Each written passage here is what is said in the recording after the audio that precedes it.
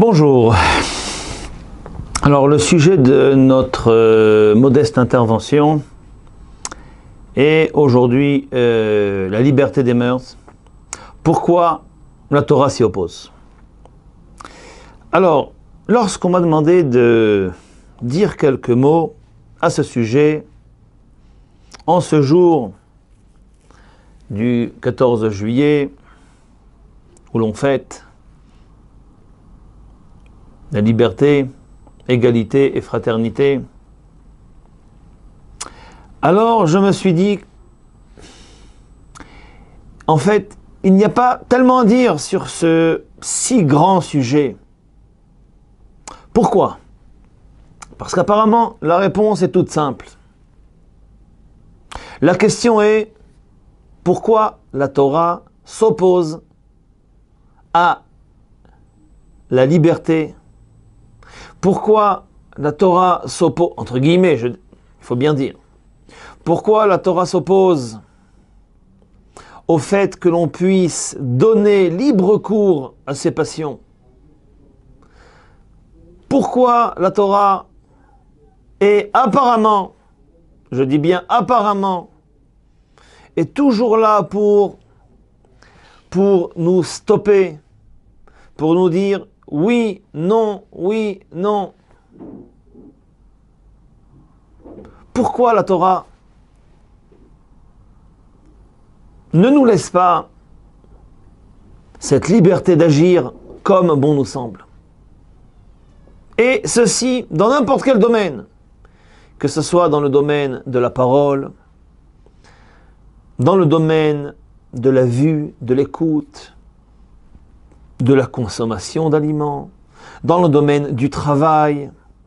En fait, lorsque l'on ouvre le Shulchan Aruch, on s'aperçoit que dès le moment où l'on ouvre les yeux le matin, jusqu'au moment où l'on ferme les yeux le soir,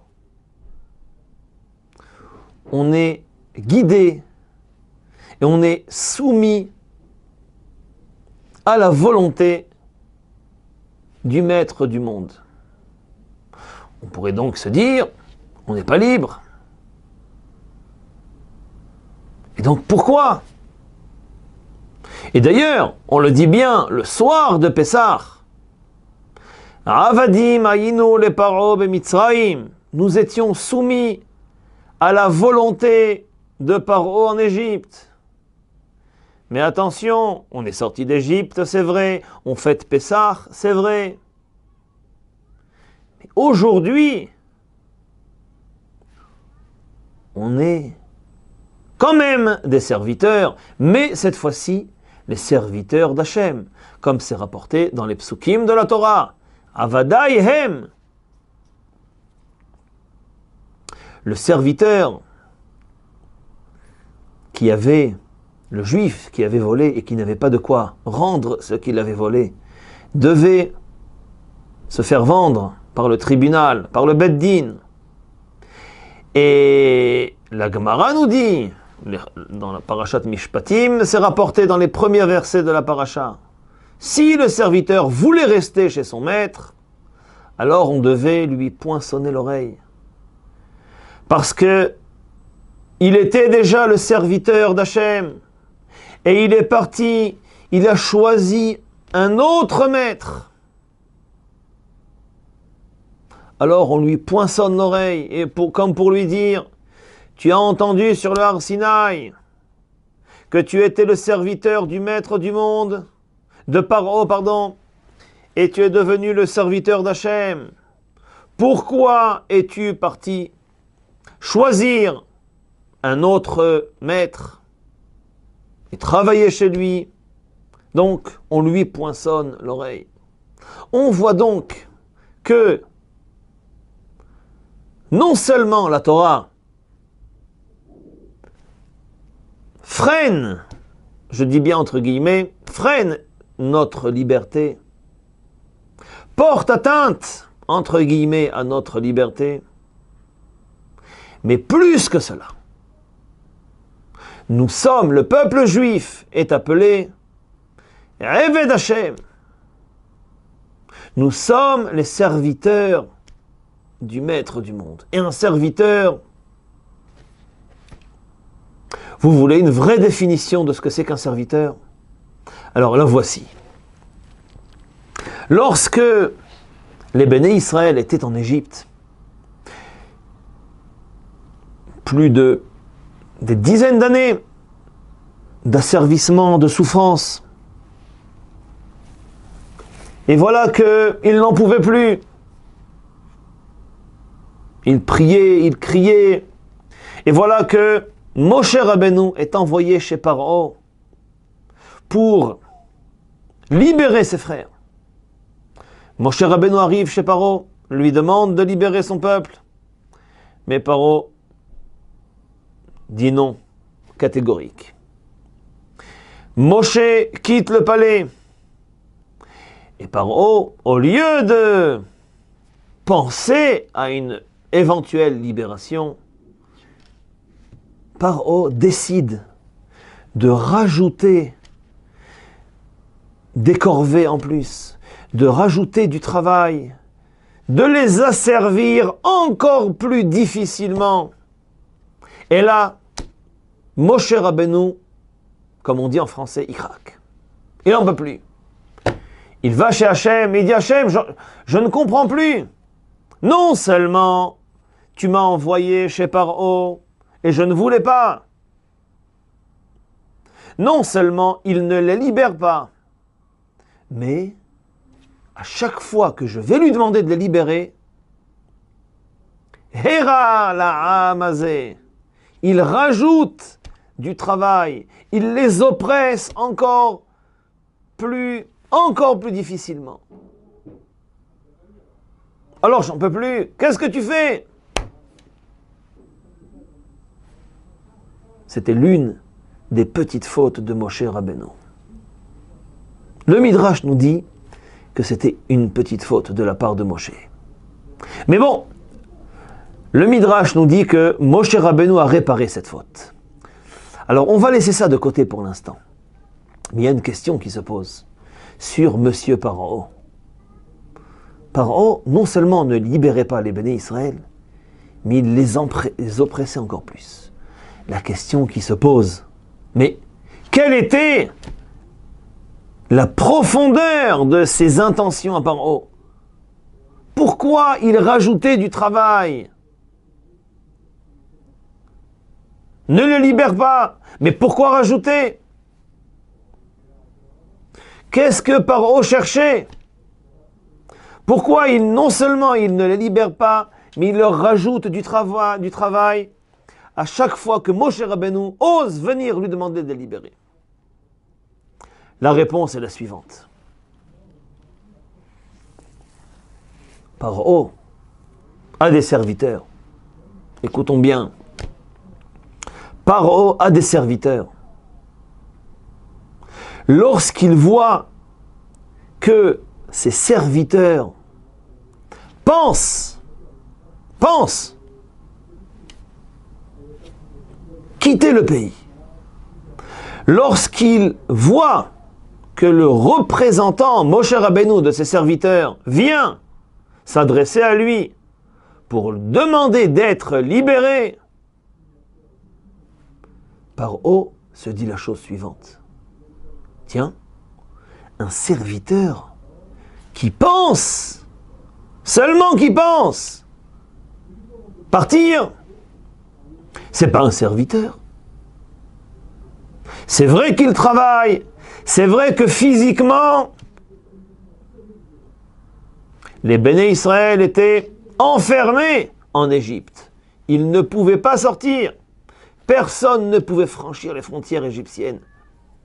Le Midrash nous dit, aucun esclave pouvait sortir du pays. Mais Paro se disait, si dans la pensée, le serviteur a encore un petit espoir de quitter, c'est qu'il n'est pas encore suffisamment soumis à ma volonté. Il ne ressent pas encore suffisamment qu'il est un serviteur. Alors, on va lui montrer qu'il est un serviteur et qu'il n'a pas à penser à autre chose que de me servir. Tirbad ha'avoda ala anashim, comme c'est rapporté dans le pasuk. On va alourdir la charge, on va les oppresser encore plus pour qu'ils perdent tout espoir d'être libérés et pour qu'ils arrivent à ce vrai niveau de serviteur. Voilà la philosophie de Paro. Bien entendu, Avadim ayinu le Pharaon b'Mitzrayim, comme on dit dans la Haggadah. On a été libéré d'Égypte, mais on n'a pas été libéré pour faire ce que l'on veut. On n'a pas été libéré pour donner libre cours à ses passions, à ses envies. On n'a pas été libéré pour se diriger vers tout ce que nos yeux voient. Et c'est le premier des 10 commandements. On parle tous des 10 commandements. Alors les paroles que l'on dit peuvent paraître assez dures pour certains. Mais le premier des 10 commandements, qu'est-ce qu'il nous enseigne? Anochi Hashem Elokecha Asher hotzeticha me'eretz Mitzrayim mibet avadim. Je suis l'Éternel, ton Dieu, qui t'a fait sortir d'Égypte, d'une maison où tu étais asservi. Beaucoup de nos maîtres demandent la question suivante. Où est le commandement ici? Qu'est-ce que l'on nous demande? C'est une information. Ne vole pas, ne tue pas, respecte tes parents, tu n'auras pas d'autre Dieu. Très bien, ce sont des commandements. Mais le premier des 10 commandements n'est pas un commandement. Je suis l'Éternel, ton Dieu. Où est le commandement dans cette phrase? La réponse est la suivante. C'est un résumé de tout ce que l'on a dit jusqu'à présent. Nous étions asservis. Nous n'avions aucune liberté en étant en Égypte. Hachem nous a libérés d'Égypte, non pas pour rechuter dans une autre catégorie de liberté, non pas pour plonger dans toutes les passions. Sache, nous dit Hachem, je suis celui qui t'a fait sortir d'Égypte. C'est moi qui t'ai fait sortir d'Égypte. C'est à condition que tu respectes ma volonté et mes commandements. Donc en fait, ça n'est pas formulé sous forme impérative. C'est une information. Mais c'est une information qui en dit plus que n'importe quel autre commandement. Tu étais asservi, tu n'étais pas libre. Maintenant, je t'ai libéré. Et c'est moi qui t'ai libéré. Anochi, c'est moi qui t'ai libéré. Tu m'es donc redevable. Ta vie, et non seulement ta vie, mais même ta manière de vivre.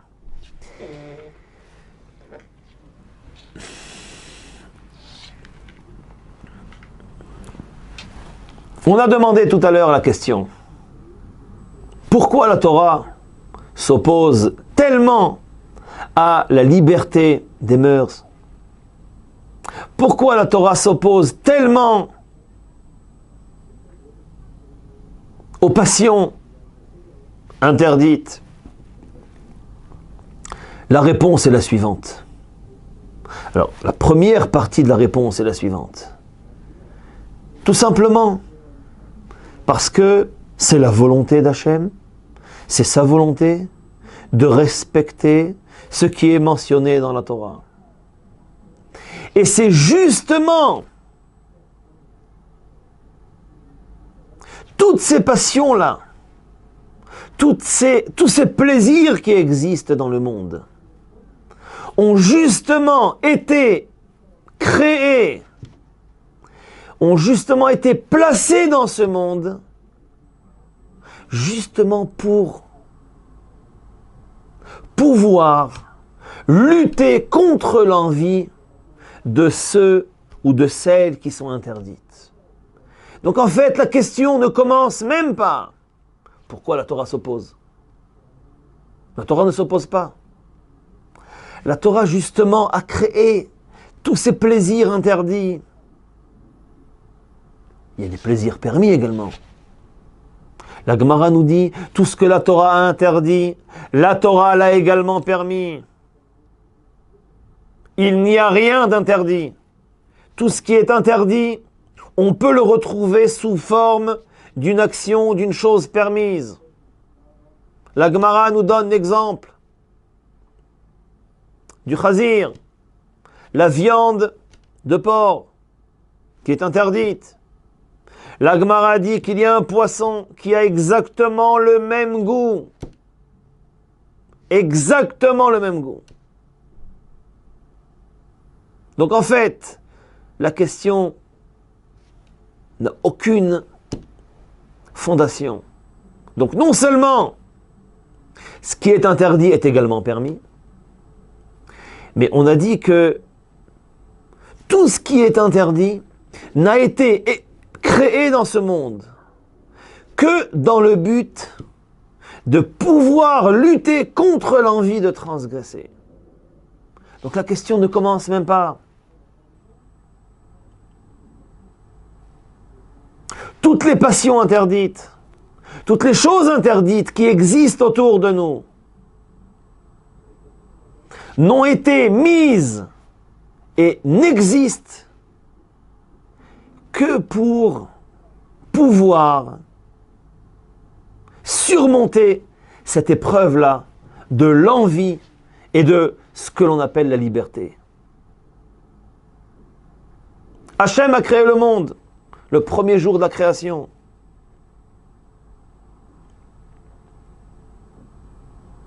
Dans le Gan Eden, il a placé l'homme, le premier homme.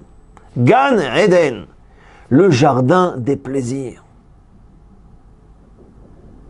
Et il a dit à Adam Arishon, écoute, Mikol Etz Hagan, tu pourras manger Mikol Etz Hagan, de tout ce que tu vois dans le jardin. Tout, tout, tout. Mais il y a un arbre duquel tu ne pourras pas profiter. Un arbre. Donc imaginons ce qu'il y avait dans ce Gan Eden. Des milliers et des milliers de plantes, des millions de fruits et de légumes. Un seul arbre. Il ne fallait pas toucher. C'est le but même de la création. C'est rapporté dans le Zohar, c'est rapporté dans les Midrashim, c'est rapporté dans plusieurs Gemarot. C'est le but même de la création. Hachem a créé ce monde avec des milliers de choses permises, mais également avec des choses qui ne le sont pas. Et le but de notre création, c'est de nous diriger vers ce qui est permis et de lutter contre l'envie d'aller vers ce qui n'est pas permis. Donc, on ne nous prive pas de notre liberté. Lorsque la Torah interdit telle ou telle chose, d'abord elle nous dit que c'est pas bon. Alors entre parenthèses, si la Torah dit que ce n'est pas bon, que ce n'est pas permis, il est certain que ça sera néfaste. Il est certain que ça sera nocif. Il est certain que ça sera dangereux. Tôt ou tard, on s'en apercevra. Mais ça n'est qu'un petit détail. Ça n'est qu'un petit détail. Lorsque la Torah nous interdit, c'est pour que l'on puisse surmonter cette envie.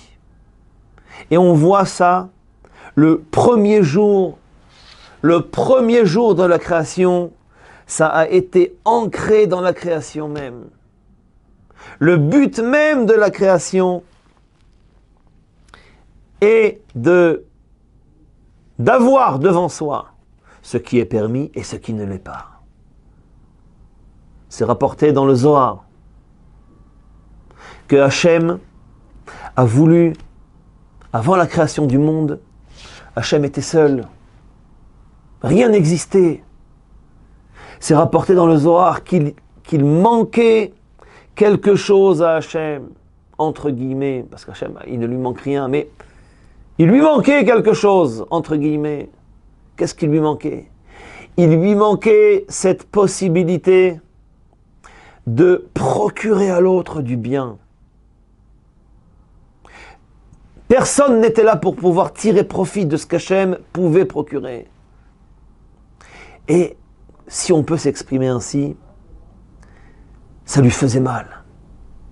Ça lui faisait très très mal de ne pas pouvoir faire profiter qui que ce soit de sa bonté, de tout ce qu'il peut faire, comme on voit aujourd'hui dans ce si beau monde. Il a décidé de créer le monde. En 6 jours. Et il a créé Adam, il a créé Chava, et il leur a dit, voilà, profitez, profitez. Et là, le monde est arrivé à sa perfection. Hachem s'est senti bien. Il y a une créature qui pourra profiter de ce qu'il est et de ce qu'il fait. Les deux, de ce qu'il est et de ce qu'il fait. Dans ce monde, on ne profite que de ce qu'il fait.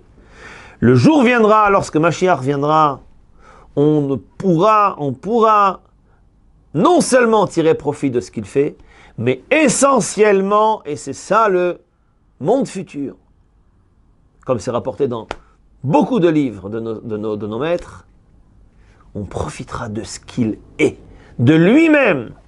Tzadikim yoshvim, va'atarotehem berashehem, venehenim miziv hashechina. Dans le monde futur, il n'y aura ni manger, ni boisson. On sera proche d'Hachem et on profitera de lui. Et c'est ce qu'il a fait dans le Gan Eden. Seulement, le Zohar nous dit que une personne qui reçoit gratuitement, sans avoir fait d'effort, ne se sent pas bien. Donc Hachem, le bien qu'il a donné à Adam Arishon n'était pas un bien parfait. Parce qu'Adam Arishon n'a rien fait pour le mériter. C'est la raison pour laquelle il a décidé de créer cet arbre défendu. Cet arbre aux fruits défendus. Et il a dit à Adam Arishon, tu pourras profiter de tout. Mais attention, j'ai créé monsieur le mauvais penchant. Il sera là pour te pousser à ne pas manger de ce fruit défendu. Alors ne considère pas cela comme un manque de liberté. Regarde tout ce que tu as. Ne considère pas ça comme une restriction. Je veux que tu puisses profiter de mon bien. Je veux que tu puisses profiter de moi. Et que ce soit un bien mérité. Comment y arriver? Donc, tu vas lutter. Tu vas lutter contre cette mauvaise envie qui te pousse à profiter de ce qui est interdit. Et cette lutte constante contre le Yetzer Hara, contre les mauvaises envies, contre les passions, cette lutte, c'est elle qui te permettra de pouvoir profiter d'un bien, d'une récompense bien méritée. Donc je t'en supplie, dit Hachem à Adam Arishon, je veux te procurer du bien, et le voici, mais je veux que ce bien soit un bien mérité. Comment faire? N'écoute pas le Yetzer Hara, il est très très fort. Il viendra par tous les moyens, il contournera toutes les possibilités pour te faire fauter. Mais sache, sois conscient, sois bien éveillé. Sache, premièrement, sache que c'est interdit. Et deuxièmement, sache que il viendra et il usera de tous les moyens possibles et inimaginables pour te faire fauter. lorsque tu sauras que c'est lui qui est là pour te faire fauter, tiens bon, ne tombe pas dans le piège, qu'il ne te fasse pas croire que c'est ce qu'il y a de meilleur. Parce que transgresser la parole d'Hachem, c'est ce qu'il y a de pire. Ah, tu veux profiter, tu veux être libre, très bien, regarde tout ce qu'il y a autour de toi. Pourquoi te concentrer juste sur ce qui n'est pas permis?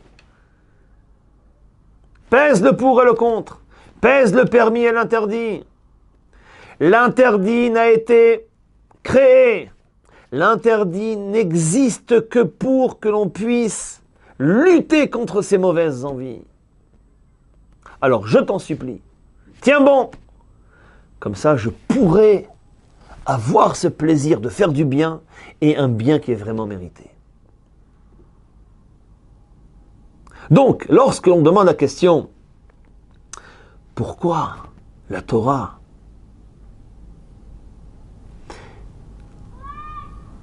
ne nous permet pas d'être libres? Pourquoi la Torah s'oppose à notre liberté? Pourquoi la Torah s'oppose à toutes les passions qui peuvent exister sur terre? En fait, c'est une très fausse question. C'est une fausse question. C'est une question qui cache derrière elle une notion qui va contre la Emouna. Parce que ce qui existe dans ce monde n'a pas été créé pour en tirer profit. Tout ce qui existe dans ce monde n'a pas été créé pour que l'on en tire profit. Il y a des choses, bien entendu, et plus que cela, c'est marqué dans la Gemara, que l'on rendra des comptes pour toute chose de laquelle on aurait pu tirer un profit et que l'on aura refusé. Il y a une mitzvah de tirer profit de ce monde. Bien entendu, sous certaines conditions, avant de manger, il faut faire une bracha. Après avoir mangé, il y a une bracha à réciter. Il y a des jours où on a le droit de manger, des jours où on n'a pas le droit de manger. Combien manger? Comment manger? Là, la est là pour, comme on a dit tout à l'heure, du matin au soir. On peut profiter de ce monde, suivant certaines règles. Comme ce médecin qui dit au patient, ça tu peux pas. Comme un régime qui est prescrit à une personne qui est en danger. Ça tu peux pas. Re'e natati lefanecha. Hachem dit, regarde, ça tu peux pas.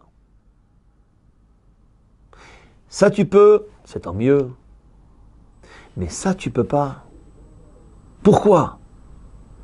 Non pas parce qu'Hachem ne veut pas que l'on en profite. C'est pas le but. Non pas parce qu'Hachem ne veut pas que l'on en tire profit. Hachem, tout simplement, veut que l'on puisse mériter le bien qui nous est réservé en faisant des efforts. Alors attention, il y a des choses très très profondes, que ce soit au niveau de l'alimentation, au niveau des relations interdites, au niveau des mariages interdits. Il y a des choses très très profondes. Et comme on a dit tout à l'heure, si la Torah s'oppose à certaines de ses habitudes, c'est que tout d'abord, ce n'est pas bon. Ce n'est pas bon, tout simplement. Lorsqu'une personne absorbe des graisses, absorbe du sucre, absorbe des aliments qui lui sont très très destructrices, on ne le ressent pas tout de suite. Les conséquences viennent plus tard. C'est la même chose pour les passions interdites. C'est exactement la même chose. Être libre, ça ne signifie pas faire ce que l'on veut. C'est une question philosophique très très très ancienne. Qu'est-ce que la liberté? La liberté, ce n'est pas la possibilité d'agir comme bon me semble. Parce que qui je suis pour savoir ce qui est bon? Qui l'on est pour pouvoir décider de ce qu'il faut faire? La liberté, c'est surtout et c'est essentiellement pouvoir faire ce qui est le bien. Et bien entendu, le bien, par excellence, c'est uniquement ce que le maître du monde a décidé être le bien. Et lorsque l'on parle de liberté, c'est justement cette possibilité de faire ce qu'Hachem a défini comme étant le bien. Et non pas faire ce que bon nous semble. Parce que ce que nous ressentons, cette seconde nature qui nous pousse à faire le mal, qui nous pousse à faire l'interdit, c'est justement lui qui l'a ancré en nous pour que justement nous puissions l'effacer. Et c'est ça notre travail. Là réside notre mission dans ce monde. Effacer le mal et donner toute cette force au bien. Et là, bien entendu, si on agit de cette manière, on méritera le bien qui nous est réservé dans le monde futur. Donc en fait, en 2 mots, le monde a été créé avec le mal et le bien. Le mal a été créé non pas pour en tirer profit, le mal et l'interdit. Il a justement été créé pour qu'on puisse le refuser, pour qu'on puisse le repousser. C'est l'unique but de l'existence du mal. Il a été créé pour qu'on le repousse. Il n'a pas été créé pour qu'on le tire vers nous. Il n'a pas été créé pour que l'on puisse en tirer profit. Alors là, bien entendu, si on pense comme ça, la question se pose. Pourquoi ne pas en tirer profit? Pourquoi nous briser cette liberté? Mais, comme on vient de voir, c'est une fausse notion. Le mal, l'interdit, et même cette mauvaise nature, cette nature qui nous pousse vers le mal, n'existe que pour que l'on puisse l'effacer et la repousser. Et bien entendu,